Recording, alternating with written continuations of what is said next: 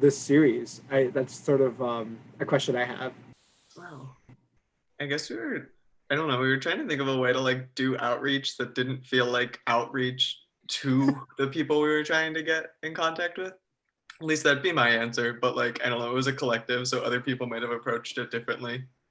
Yeah, I can answer a little bit about like why STEM committee exists. So we formed STEM committee on the graduate student organizing committee because during our last election, Pitt really leaned into the idea that this sciences and humanities are separate and enemies.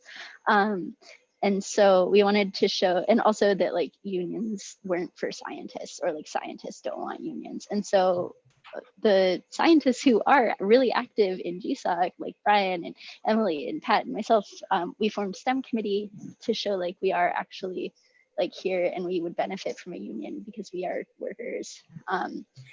And so we came up with the Science and Society series to kind of bridge science and show like that scientists also pay attention. We also live in the world, so we pay attention to social issues as well. And also, of course, plug the organizing committee, which everyone should join.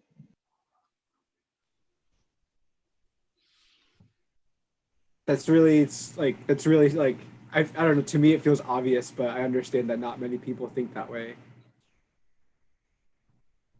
Yeah, and like connecting, like not just that we have interest in both, but that we're connected within like STEM, and that like STEM does not occur in a vacuum, and we can't just remove our world and identities from the work that we do. Yeah. Yeah, and yeah, so I'll sort of like, I'm going to be like touching on a lot of those in this talk, and I haven't, like, this is sort of the first time talking to like other graduate students. Yeah. So I'm excited because I've talked to the faculty side of this work, and those that did attend were really interested in this topic, and I had some external support from people from Purdue who do like some of this work in terms of just like giving feedback. So I guess my main thing is I would love to have your feedback, and I'm happy to answer any questions along the way. So I'm gonna, so it's like maybe 2 more minutes and then I'll start sharing my slides. Yeah, whenever you want to start, honestly. We're only waiting for a handful of more people. Okay. It says that the host disabled participant. Oh yeah, I got you on that. Thanks. Yeah, no worries. You should be good now. Okay. Cool. All right, let's see. Okay. So I think I have this. And then if anyone types in the chat, just like flag me down. And I'll be good. So I'm just gonna go through it. I have about like 35 minutes, but I can be fast or take longer. 35 minutes is perfect. Awesome. Yeah, I definitely want to give chance to talk with everybody.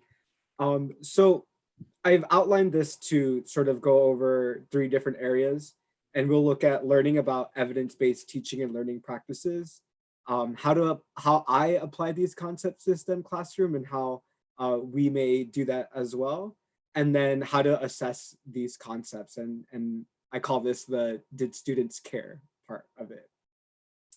But in order to sort of get an understanding, I had to just give a little bit of a background of like what I do and where I started navigating in this space.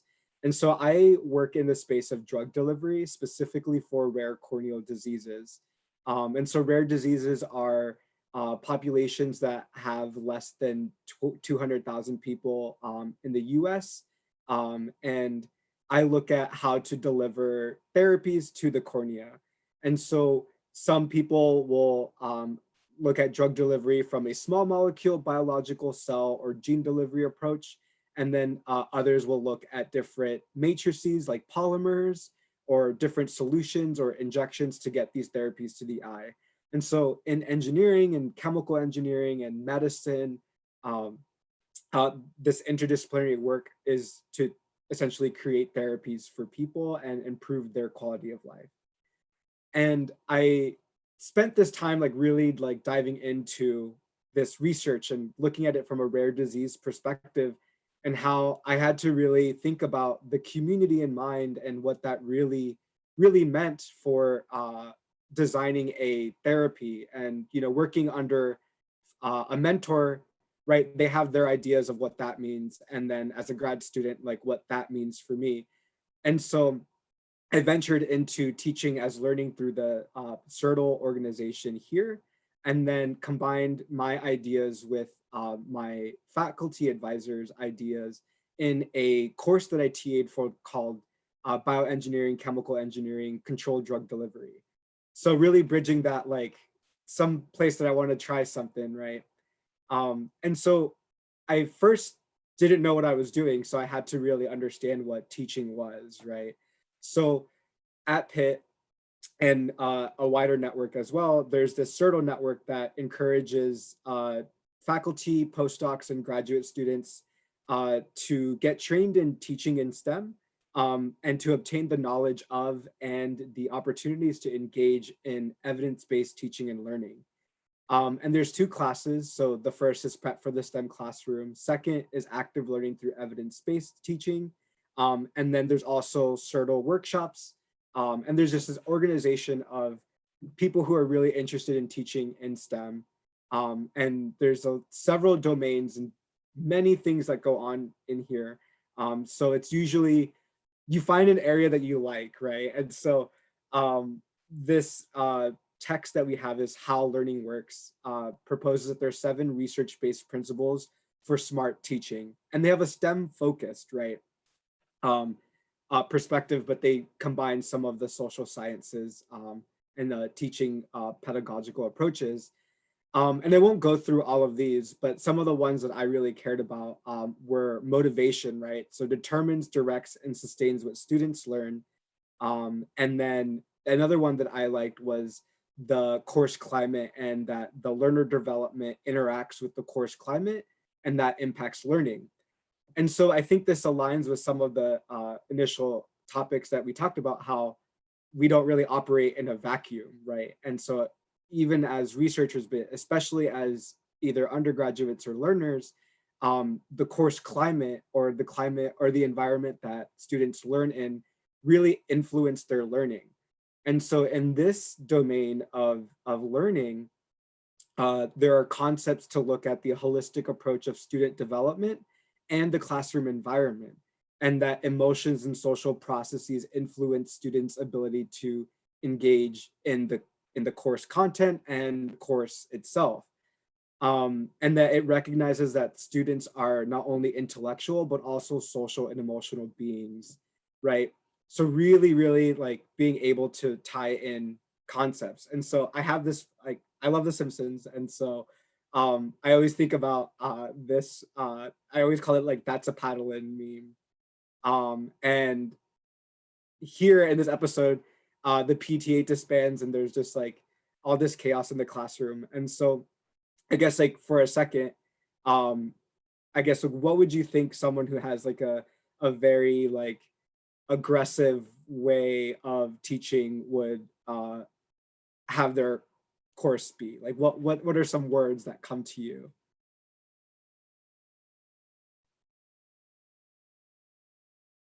Intolerant, or like, I don't know, very strict to mistakes. Yeah. So one example could be like someone who has this like very, very like rigid deadlines, right? Like I had a professor at ASU. This one time I like turned my homework early, but I didn't double check if like, and I think I closed my laptop and I didn't double check to see if it uploaded. And then I emailed him saying like, hey, like, oops, like I got a 0 on this, like, well, I turned it in early. And he's like, oh, well, you didn't submit it. And I was just like, oh, well, I did. And he's like, oh, well, like if I submitted something to the NIH, then I wouldn't like pass the deadline, then like I wouldn't get my grant. And I was just like, okay, like I'll just take a 0 on this, I guess. Any others? There's Oh, some so in the chat. Oh, perfect. Great. So no motivation, fear, and then non-participatory, right? Those are very good examples. And you know, there's always like the you know, maybe I won't want to be encouraged to speak up, but then some people may that fear-based mentality, you know, still may drive someone to do something, but at the cost of someone's emotional well-being. How long does that really last, right? Cool. So we have an idea of like course climate, right? And so I have like these ideas, right? And I'm just like, oh, I want to do something. I want to do something. How do I do this? And again, I was coming from this like very drug delivery research based idea and trying to like find a niche in this teaching. And I really felt like this, just like so many different things that I can do. And how do I even like begin? Do I look at student motivation? Do I look at course climate? And how do I even like go about this? And so at the same time, I found this flyer like in late 2018 about this emerging Latinx community research and publishing group, where I really just saw myself in this work, where I was uh, meeting researchers in public health and education who were describing my lived experiences in a very research orientated way. And it was in a space where I could actually go and just like verify some of the topics they were talking about, in terms of inaccessibility to education, healthcare, and just the gamut of things. And I started learning about like the actual research behind health disparities research. And so health disparities are a higher burden of illness or injury, disability, or mortality experienced by one group relative to another. And some of these are linked with social, economic, and environmental disadvantages. And I I really wanted to bridge this piece of what I was learning to the classroom. So I didn't really know how, so I started digging into literature, and I was looking at this group in City College of New York that has integrated health disparities in their engineering programs, but overall in STEM. And in their introduction in this paper, they described that in a literature search, that there is a rising trend in STEM disciplines looking at health disparities research and compared to non-STEM. And they don't really describe what non-STEM was. So that's a critique I have about this, but overall they sort of like group that into like the social sciences. But I think that they all do, like we all do research, like, like we have hypotheses, but anyways. And so I looked at this and I was just like, oh, this is like a really cool starting point. And what they propose are that there are 5 health disparities agents: clinical trials, genetic screening, technologies and tools, access and quality, and historical and societal factors that sort of like either influence or perpetuate like health disparities. And that they approach it by looking at a peer review literature assignment and then having students analyze them to health disparities topics. And again, this is in a very like design biomedical engineering way. And so I was just like really excited to see that someone had already done this work, and there's years of work on this already. But I wanted to add a piece of what I had been learning. And so I had really looked at what social determinants of health was, and my mentors in that community group are behavioral community researchers. And so I was really learning about like community-based participatory research and some of the work that they were doing in health. And I was just like, oh my goodness, like this language like is sort of to what like engineering design is, and this matches. And so I was reading about social determinants of health as a root cause to health disparities, and that addressing some of these can reduce long-standing disparities. And so I came up with this research question, right? And I asked, can we use the public health topic of social determinants of health to teach engineering students the social impact of drug delivery system technologies and measure their interest? So something from like chaos to like, here's something that I can just do within a moment. And so again, driven by the hypothesis that the biomedical engineering teaching pedagogies that are being adapted in health disparities work will engage student interest in this area. And so I took that, and at the same time, I had talked to my advisor about teaching in this course. And so we planned out courses that 8 classes that I would teach on the actual course content, which I already had experience on, and then implement my topic at the end of the course, right? So that they could get the content and be able to match it to this. And then I implemented an IRB educational exempt protocol to actually get data from these students in a very, I would say, honest and research oriented way. And so as a little bit of background, this course is looking at drug delivery systems and what that means for treating illnesses or diseases. And an example of this is looking at how a cold medicine is delivered, right? So the 3 main ingredients are acetaminophen, doxylamine, and then this dextro drug are in either like this liquid form or the liquid in this capsule, right? And so this capsule is a gelatin, right? So this is a material, and in our field, we can look at how much of that drug release is coming from that capsule. So in this little picture I have here, it's a in vitro study looking at the dissolution of this liquid containing acetaminophen. And so what this is just showing is that that capsule begins to dissolve at 5 minutes and then is 100% dissolved at 30 minutes, and how we can engineer and design systems that do this. And this is a very like quick intro about that, but there's so much and really cool stuff about this. But that's sort of why students take this class, is to learn about that and look at the engineering concepts.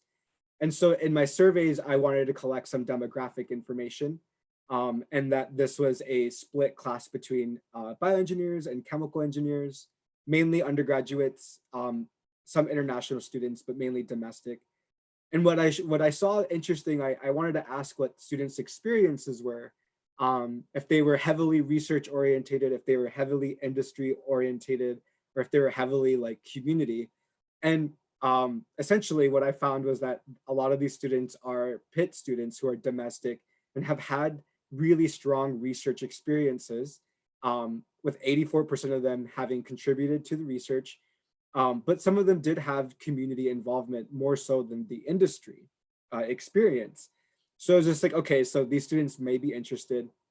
And I also asked, well, why did you take this class, right? Like, I want to know why you took this. And the number one answer that came out was that they were just interested in this topic.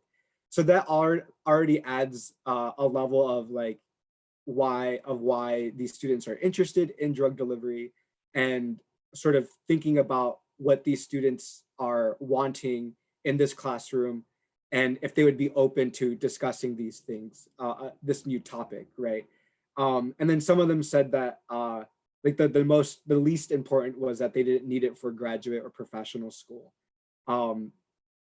And so that sort of sets the context of these students. And so the way that I approached talking about research and our class and society was looking at this research and technology cycle. And in this paper, they look at biomedical and technological advances as being implemented into society, and they have risks and consequences, and that these are evaluated to look at the future implications of these technologies based on health and medicine, right? And so my job was to really like outline this for students. And so I sort of put these into different domains where I had, you know, we're here at this course content where we're really learning about this topic and we're studying it and we're doing math and and we're learning. And then we can like peek into sort of what we're thinking about potential society risk and consequences, right? So looking at health systems from an implementation standpoint, pharmaceutical industries, patient-physician relationships, community health, and then social determinants of health, right? So these are ones that I sort of just thought about. And then really tying those into potential case studies that really link this topic together, and how that may actually look at how to improve our technologies in this very cyclical way. And so here are just learning goals that I had them really think about. And the three of them were to define social determinants of health, identify social determinants of health factors related to a drug delivery system therapy, and then analyze the literature for social impact of drug delivery systems.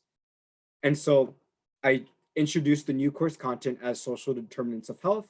I found this good paper on New England Journal of Medicine that talked about 14 different ones. I won't go through all of them, but they sort of live in the environment, economics, food, education, healthcare, and social aspects of these. And I gave a couple of examples and then gave some supporting literature on these specific social determinants of health that weren't related to drug delivery systems. I did that in the case studies. And so this was just for the new content. And the way that I explained this was looking at barriers to drug delivery systems. So we'd studied the biological and physiological barriers and how we can overcome them by designing these drug delivery systems. And then I sort of proposed this way to look at barriers to delivery of drug delivery systems as social barriers, right? And I just asked these questions: do drug delivery systems reach the desired population? If not, why? Could they be related to some of the social determinants of health? And I asked, and if they do get to these patients, do they understand the importance of the specific therapy? So that's more of like a health literacy education space. Can they afford it? Are there any social economic factors related to this? And then do they have access to this? So some support of social networks or even healthcare access. And we introduced this, and then I had a couple case studies that looked at different therapies that I found papers to sort of pick their brains on where they could start to look at some of this content. And the one that I wanted, and the way that I did this was by looking at the traditional course content, right? Either the pharmaceutical or the therapeutic, the purpose, the delivery route, and then the design. And then looking at potential social determinants of health factors, and then the rationale. And so the one that I wanted to share was the case 2, which is this implantable long-acting reversible contraceptive. And so this has been used as a planned conception product, and they analyzed about 20 years of data looking at increasing the use of these contraceptives as a health disparity analysis. And so they looked at a couple of them, but I picked out the etonogestrel, which is a hormonal contraceptive that's a subdermal implant, and then it's a single acting reversible contraceptive that lasts for 3 years. And in this paper, they specifically looked at different populations over 20 years to see if this was actually effective. And the trends showed that there was a reduction in overall unintended or unplanned pregnancies in teens, but they described a lot of the differences between non-Hispanic Black and Hispanic women compared to Asian and white counterparts. And so in this paper, they really described like what was contributing to that. And so this was a really good example to look at some of those social determinants of health factors. And so the 3 were education opportunities, income level, and racial segregation or racial, like a race aspect of this work. And so for the education, half of the teen mothers didn't receive a high school diploma by age 22. Unplanned pregnancies are higher in poorer women compared to wealthier counterparts. And then they looked at some of the racial bias in the delivery of some of these planned conception delivery systems.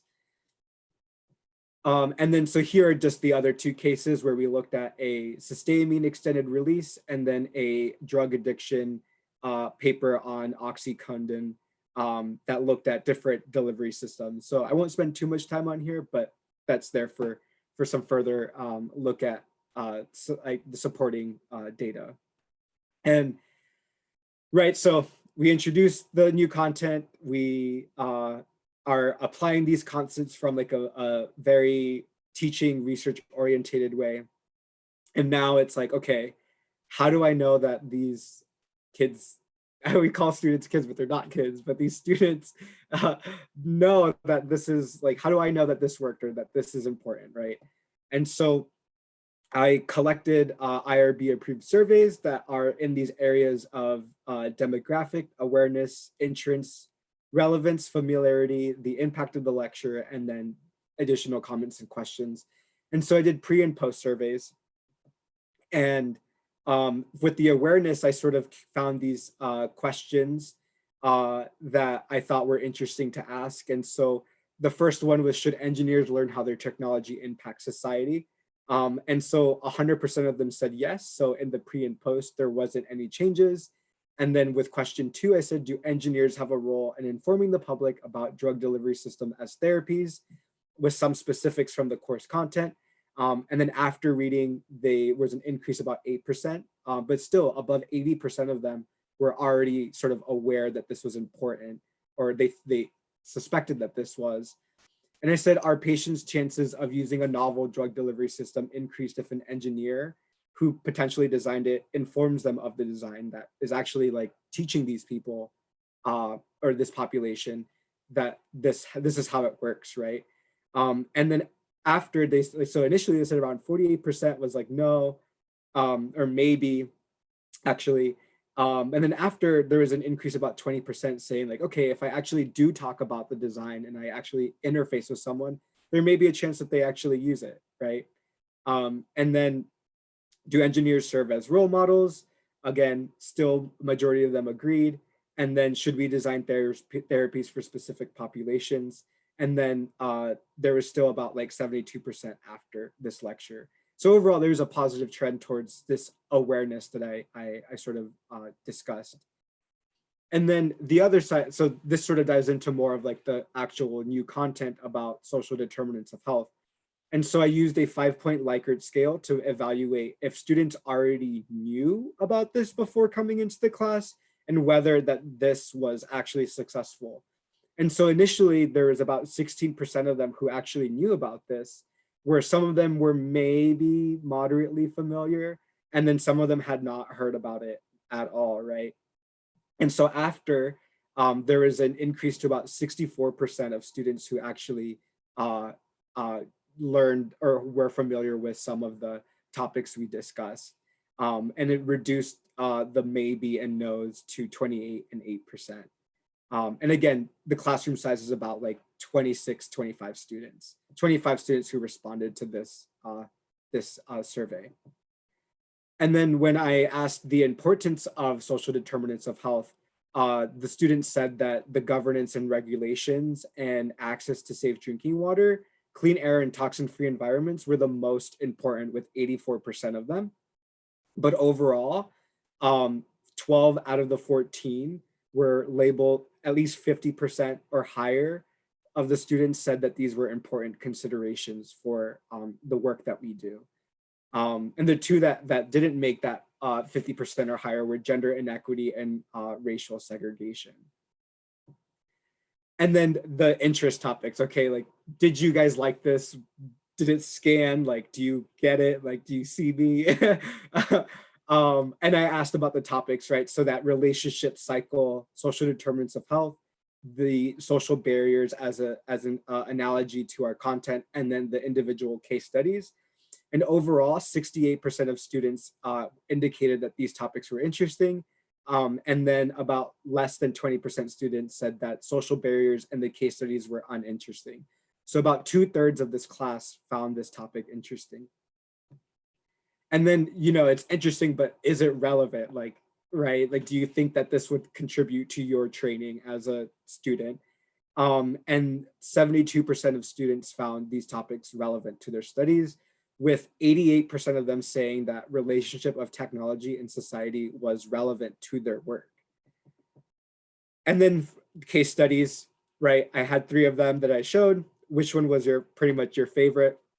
And they said that the OxyContin extended release one was their most interesting, with the second being the long-acting reversible contraceptive, and then the last being the sustaining extended release. And some lecture impact was, do you think that these topics would be beneficial for engineers in biomedical research to learn, right? I used engineers because there's chemical engineers and bioengineers in this course, and 92% of them said yes. And I asked, would you recommend sharing these topics to your peers? And 80% of them said that they would. And then I had a free response, and so I didn't really anticipate anyone saying anything in these surveys, but I got 2 responses. And one student said, I believe societal impact is a huge factor in the healthcare industry and truly appreciated this lecture. And then one student said, I'm so glad we're talking about this. I wish we could have had the discussion in class, but it was still great to learn about this online. And response 2 was in response to the restrictions in in-person classes. Again, this was sort of all happening in January, February of 2020, but we still pushed. And so overall, about 2/3 of the class were interested in these topics. Some were uninterested, which happens, but overall 67 to 88% found the topics relevant to their studies. And so at least for this topic, the intersection of public health, social impact, and engineering technology was interesting and relevant, right? And the incorporation of health disparities and social determinants of health in this engineering classroom, which I believe can cover STEM courses, as case studies is an effective approach for student interest. And so some of the future work is looking at some final reports that I'm going through right now. I want to potentially introduce this topic earlier, and then maybe we can focus on some infectious disease work to like really, really bring this out, because because right now we're in a global pandemic and there's a lot going on right now. And so I guess like my parting message out of like all of this, right, is that this is like an iterative process, and that I've been encouraged by my teaching mentors to try something and then make the most of it. But like do it in a way that is from a learning and sociological like perspective, so that you actually have something to talk about in a space, right? So the main point here is that I was able to get students interested in learning about this social public health space. And my job now is to like take that idea and look at how that frames a student motivated perspective or course climate, or even inclusive practices to teaching in the STEM field, right? But that sort of involves a little bit more work, right? In actually tailoring the syllabus, working, more directly with students. I wasn't grading. I was helping with the teaching, of course, with the 8 classes, but again, that could be very different from what the teaching experience that I have and others may have. So yeah, that's it. And yeah, I mean, I could stop sharing my screen or go big or whatever works for everyone. Either works. I don't know. I definitely have some questions, but if anyone else wants to start, that's fine as well. Just feel free to unmute yourself. If not, I can jump in. I have a question. Yes.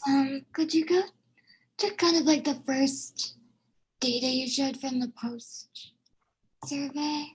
Yeah. Do you know which one? I think it was the first table. Oh, like the demographic table? Maybe? No. Go this way. There was one where you're asking them like, is it important for engineers? Oh, yeah. Yeah. I just thought it was interesting that when you asked if they thought that engineers had a role in informing, they said yes, but then they thought that the patient's chances of using, like if they were the ones informing, was lower. And I thought it was interesting because it's almost like they're shifting the responsibility to somebody else, but I don't really know like who they would be thinking? I mean, do they think like that's public health's job, or like what can we do to kind of like make them understand that like no, it is your job as the designer to like make this educational like for everyone. Like you have a role in it, I guess. Yeah, that's a really good point. And I think that I think it's like a large question that is like still in like the engineer versus like other mentality. And it's strange because from my perspective it feels like most people like to just be like, oh well, like I'm a scientist and like I look at the fundamentals and then everything else is like everyone else's Yeah. other problem. Mhm. So we get like desensitized to like the actual like impact, right? And so I think one way that I've been encouraged from a very like biomedical design perspective is to have students connect with like a community and like actually like talking to maybe a community health clinic on like a delivery system that they're interested in, and just like asking questions about like what therapies do you have, or like do you have like a poster that lists like therapies that you hang up in your wall, right? To just like get a mindset of like where is this going, you know, like connecting them to like the outside world. Yeah.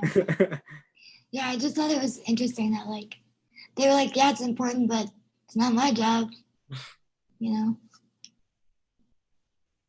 Thank you. Yeah. Yeah, I honestly had a similar question because like I like the idea of like incorporating healthcare literacy because it's almost like inverting the same idea. It's like how does society interact with the science? And so just like I don't know, I'm curious if the students kind of commented on like if they would approach their own work differently if they had a better understanding of like the healthcare literacy of the population. Because I guess like, you know, if you're struggling with a class, it's easy to forget that you still do know more than a lot of people. And so like, I don't know, we've obviously seen like people not cooperate with the recommendations of healthcare. So I don't, I just like, I feel like it's a really interesting piece, the way that healthcare literacy fits into all of this. I just don't really know how it fits in.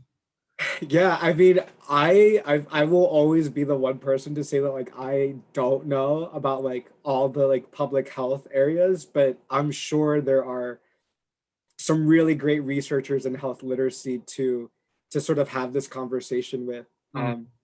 You know, and like my dream class, right, would be to lead this as like an engineering like class that's like open to all engineers, but then we have guest lecturers that are people who study like health literacy Yeah. and policy.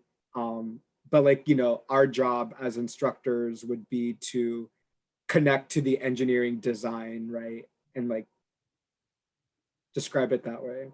Yeah, because I guess you have worked with Andrea, but I know that like part of the motivation for some of the like the glaucoma gel work is basically that there's so poor drug compliance as it currently stands that like even if it was identical on like how well it treated it, the fact that it was like you increase compliance was motivation in and of itself to like spend huge amounts of grant money on developing like a technology. So Yeah, exactly. Yeah, I work with that. I work with that same gel, so I get yeah, no, it. so, Like I live and breathe that, so I hear you. I could talk to you about that, like yeah. so. So like I see it too, but like I think there's like even in that like glaucoma like project, right? Like that is still very from like an engineer perspective, right? Mhm. And I think that there is still like an area where public health or social science can sort of discuss that. Yeah, absolutely. Mike, Oh, sorry. oh, Go hi, ahead. hi, Abhishek. Oh, thank you. My question is this class specifically for engineers? And are there prerequisites? Because I would really like to recommend this as an elective to some of the master's students in my program. Yeah, so this class is specific to like bioengineering and chemical engineering, and it is an elective. And the reason why people, I mean, because like my boss has taught it for at least like 5 years now. And a lot of students like taking it because it fulfills a dual credit for chemical engineers who are seeking a bioengineering minor. So they really like taking it because it's like it's fun and so yeah, I don't know, like that yeah, like there's like again, my dream is to be able to like have a open course or something to talk about this work, you know. Yeah, this is very cool. Thank you for doing this work, and your students are really lucky. Um, so I wanted to kind of follow up on Brian's question a little bit, and talk a little bit about the tension that exists between educating the patients of like healthcare literacy in general and sort of having incomplete understandings of the patient. So we know, like, until the 90s, I think we thought that babies couldn't experience pain. We constantly minimized the amount of pain experienced by racialized populations and women. And even in your like the survey, I think the two things that were not counted as very important were like racial and gender, gender inequity and racial segregation. So like, how do we sort of approach this tension between like, oh, you should listen to healthcare professionals and doctors, we know what we're telling you, versus like a history of the healthcare profession neglecting marginalized populations? Yeah, that's deep. Like, and I put this slide on here because that's like the first thing that I saw when I got these results, and I was just like, really, like those two, like really, like not all, not like not at least half of you guys can't agree.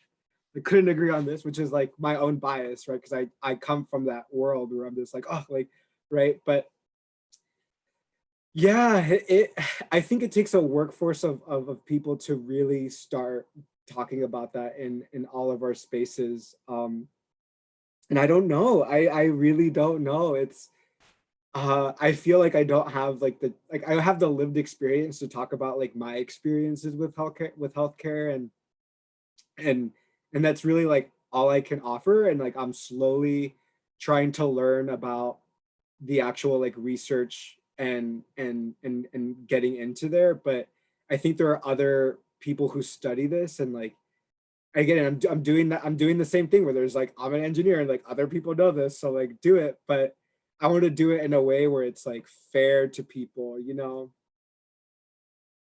so I this is just like a small way of like even beginning to talk about this.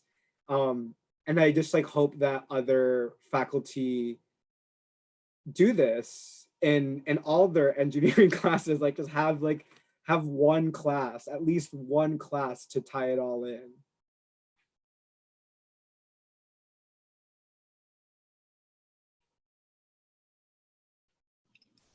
Can I like comment on that as well?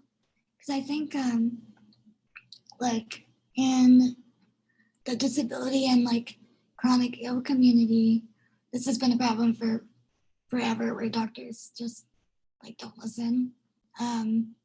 And I think it's interesting because there, a lot of health problems that scientists and engineers work on, they don't have direct communication with the people that they're helping. And it often leads to some really gross assumptions of what is good for them or not. And so I think one way you could try to tackle that a little bit is like promoting actual like lived experience of the health problems themselves, not just like being in healthcare, but like people who use those eye drops or people who whatever, because I think there's this like under valuation of those experiences within the science community. And so like that's a whole nother thing that we need to tackle on top of like health literacy is like health literacy for the people in charge. But yeah.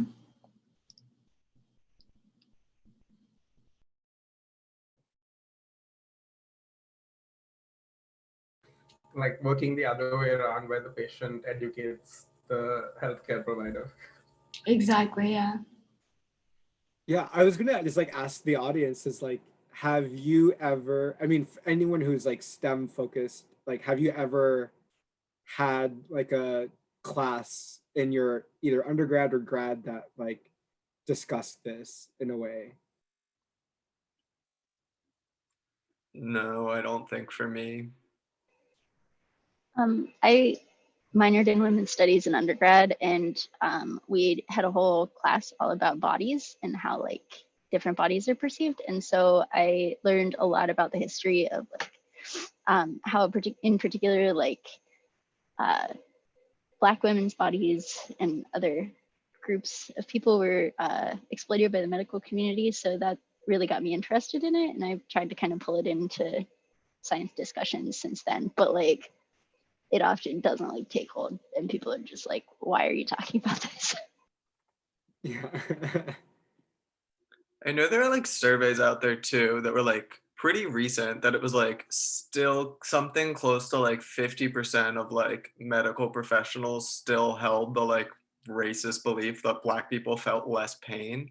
And so like it might be interesting to like, I don't know, show that to them and be like, hey, even within our own community, people who we consider educated are still thinking these just like absolutely stupid, completely unfounded things. Cause then it almost sets up the context that like not only is it important, but like it's dangerous to not talk about it and that there are consequences to not doing this, not just benefits to doing it. If that makes Yeah. sense. Yeah. And so like I'm like writing about this right now. And so part of this was like, oh, like I'm doing sort of public health stuff to just like feel better about my experiences. Yeah. But then I looked into like the education space. Well, like how are they teaching this? And medical schools are actually integrating this type of work inside their curriculum at Mhm. like actual like medical school level. So hopefully that helps, but Yeah. still like my gosh, like that I can't believe that's a thought. It might not be 50%, but like it was a high percent and it was like a scary stat. I don't remember Yeah. where, but it's out there. I have a question. Have you spent any time like looking into the actual like education system into integrating this type of um content into education, like, you know, the actual schools and the way they set up courses and degrees and stuff like that? Like, did you do any research into seeing like, do some schools which like have the most beneficial health the research come out of, do they like have types of classes that have this like social determinants of health importance and stuff like that? Or have you noticed any trends like that? Yeah, so there are so I'm gonna be fully transparent. Like this, I googled like a combination of these words to just like find someone who I could like talk to about this. And I met someone, I'm gonna put their name in the chat, or I'm gonna put their link on the chat, who I ended up just calling after emailing them like this whole like I'm trying to do something like this, like what how do I do this? And so first, yes, there are people who are trying to uh do this kind of work. Um and there are from the institution space, there are people who are trying to align like at least the engineering like teaching credentials on curriculum, so like ABET accreditation. They're really trying to include some of this work into that space. So I know like University of Michigan, which is like a sort of decent big like engineering school, is incorporating this from a global health perspective. And that there are people who are doing like precision medicine who are integrating this into their curriculum. So some of the big names in my field are like John Hopkins and um, like MIT and like other places. So yeah, I think they're trying to, and the one paper that I was referencing from City College of New York has done this at the undergraduate level. So they have at least like 6 years of data where these students are tackling design problems in healthcare from freshman year all the way through like graduation. But not here. Yeah, that's pretty. I mean, I think in my head, I was thinking about like when I went to college, I did bioengineering, and I'm like looking at my, the general course requirements and degree requirements. And I don't think there was a class that was generally like, oh, like you have to specifically look at, the social impacts of your work. And Yeah, I think that would be a pretty cool, yeah, like, I'm to. I'm copying and pasting this reference that will probably blow your mind. Honestly, it blew my mind. It's by this group from City College of New York, where their biomedical engineering program is focused on this type of work. So I took their teaching pedagogical approach in this field and then extended it to like what I'm learning. So yeah, there's people doing it, but like I would have, like if I would have done an undergrad there, I would have been like, oh my goodness, I feel seen. Like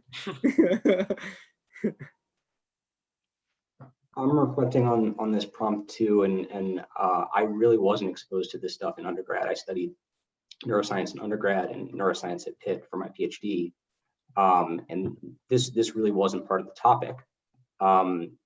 But it sort of strikes me that you and it sounds like your mentor as well is running this course. Is that right? Yeah. So yeah. it sounds like you're sort of giving the students the tools to educate their peers on this, which is sort of phenomenal. So I think I don't think we can expect this sort of education to come from the top down. I think what you're pushing here is really the right thing.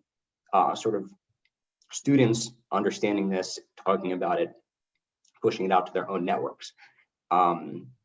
And if you look around the room, that's kind of also what we're doing in this setting. Like this isn't a faculty-run event. This is a student-organized event. So we really have the power to push this out. Abhishek also mentioned the renaming of Parent Hall. That was completely student-run as well through GSOC.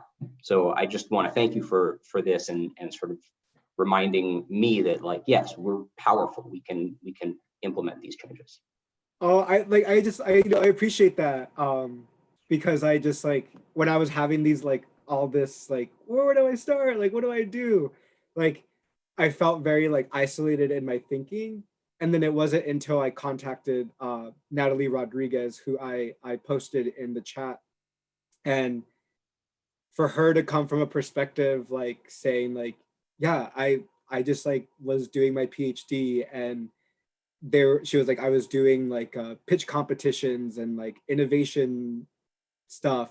And she was just like, and I just didn't see myself in that. And so she spent some time working for the World Health Organization and then, did her PhD and then got a master's in public health. And then now is like leading efforts at a different university. But having that conversation, I was just like, okay, like I at least can do something, right?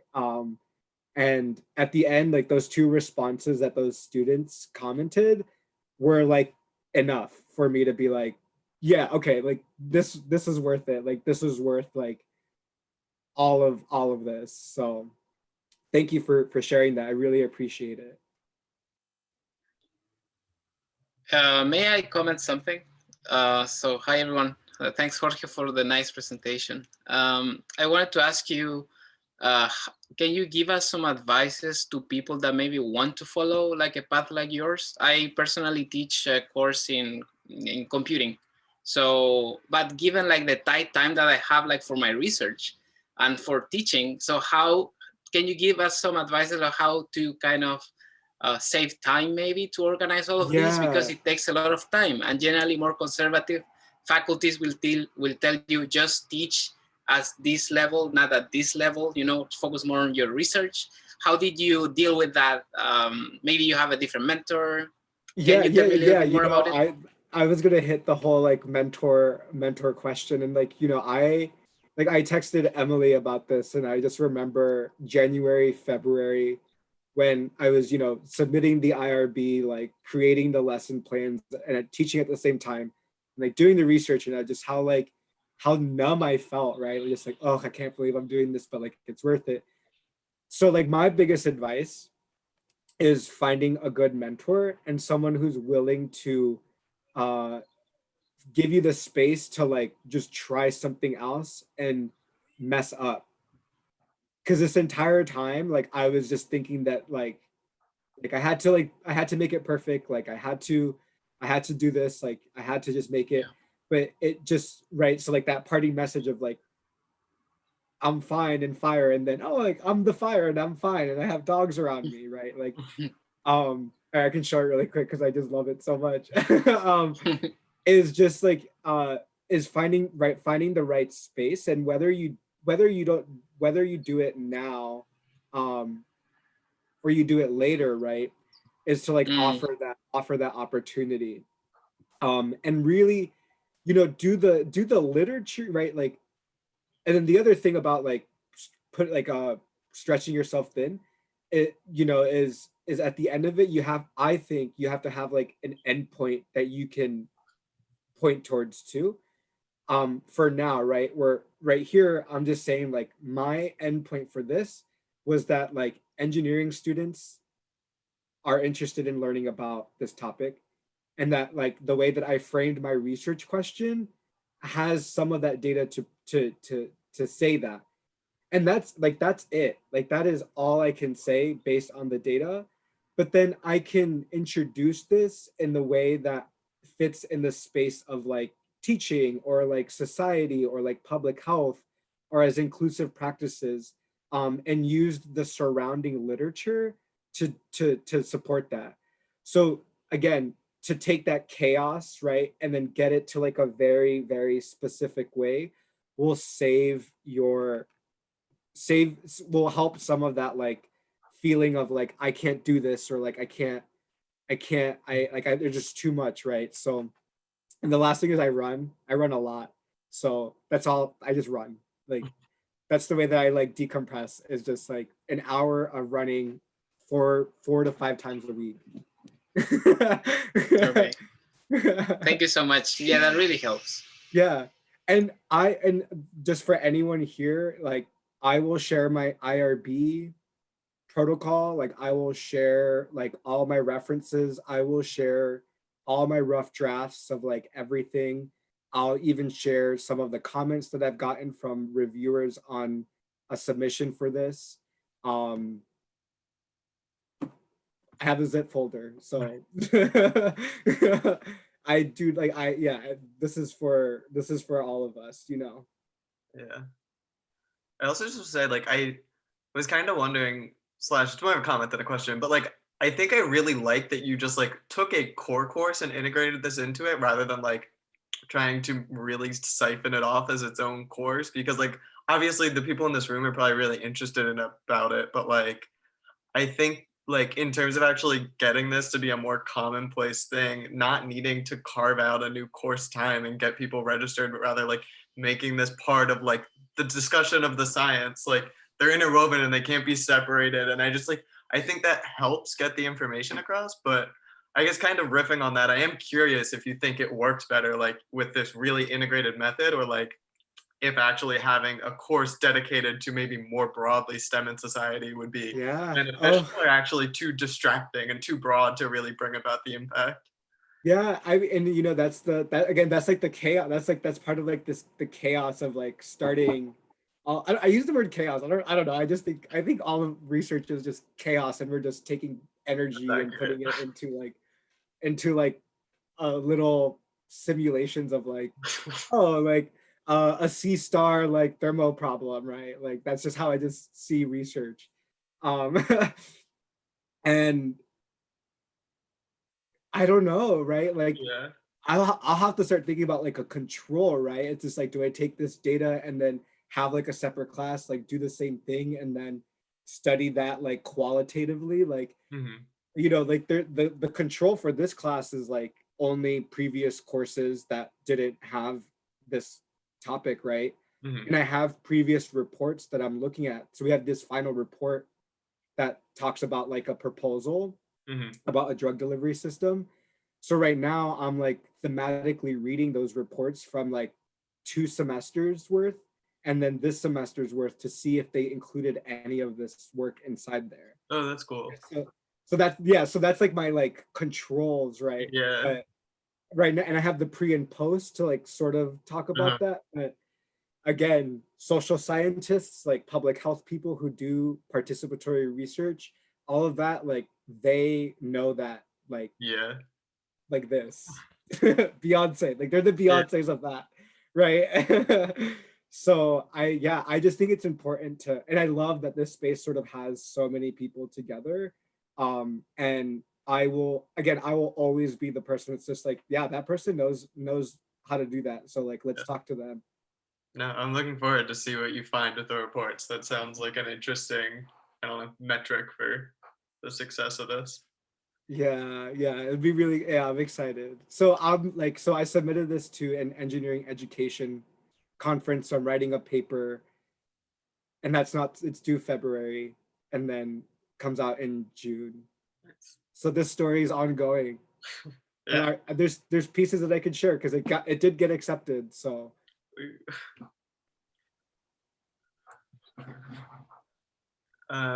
Yeah, I know we're having a really great discussion, so I have no intention of cutting it off as long as people continue to have questions. But I mean, we've been here for an hour, so I don't know, yeah, people can decide what they want to do. But I don't know, great discussion, so I'm not going to end it prematurely.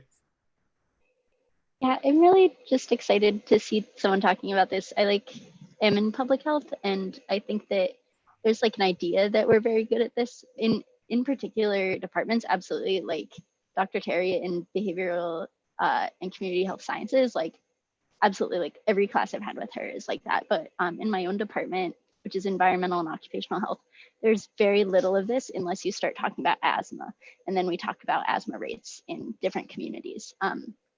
But like with emerging topics like epigenetics, which are basically how the environment can impact multiple generations, I'm really interested in learning about how we communicate that risk predominantly to women, and we put the burden on women in particular, or like, the people who can be pregnant, but that's always formed as a woman and their individual choices. And so there are definitely like lots of opportunities where you can kind of insert health equity and social justice into these conversations. And I'm really, really glad to see that you did that in like a very science heavy toxicology style core course. Yeah. So to touch on that, like what just happened right now is like you used the word like epigenetics, right? As like as a way to describe like the environment influencing human behavior or like bodies. There's another term called like pharmacogenomics that like looks at like how like how your genetic body would respond to a therapy. And just like, it's so strange to me that like so many like disciplines just have different like words or different like definitions of like what's sort of loosely similar. But what happens is it's like, and I've experienced this by like working with some of the departments here at Pitt, is that like we don't really like talk to each other. Like we really just like, and I think that has to do with like funding. Like this is my funding and like blah, blah, blah, like you can't touch this, whatever. And like I don't have it. Like this, all of this stuff was not funded. Like this is just like, right. Like, but I was just like, I care about this enough to like really hone in and like talk to the people in public health. So public health and engineering gotta speak, like, and that's that I've been that person at like every meeting. I'm just like, oh, like, do you know this person in public health? Like, do you want to go talk to them? Or like, this is an engineer who does like environmental stuff too, Yeah, But I think that's why I want people in my department to take your class, because one, it has the social component, but two, that's a lot of toxicology that we like are lacking in our like core curriculum, and like the work that I do should probably be in your department. So yeah, I mean, I could teach people on some of the in vitro cell toxicology stuff that I've done, and that's just like research stuff. Like, I mean, yeah, Yeah, I forget that like other like even I just did it to myself. Like I forget people do this for other materials. It's so wild. Yeah, this has been interesting for me, but I'm glad. I'm just so happy that you guys are really appreciative of it. I was actually really nervous about presenting. I was just like, oh, people are gonna hate this. No, I think you definitely have the exact audience you would want for this year.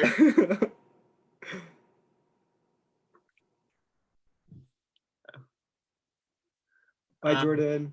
Yeah, see you, Jordan. I guess people are wrapping up. We can end it here if people want, but if anyone has any other questions, feel free. I'm sure we can keep the discussion going beyond this Zoom meeting as well. But yeah, thanks again. It was a really, really interesting talk, and hopefully we all kind of take this into our professional life and keep people like, educated on the way that these things interact, which was kind of the intention of this whole lecture series. And now we actually have like a set of tools to do that. And so yeah, thank you. Yeah. I'm here. I'm just doing my thing. So I put my email on there, and I have social medias, and then I also am happy to give my phone number. So just please reach out with any questions. Great. Yeah, thanks. I'll see everyone around.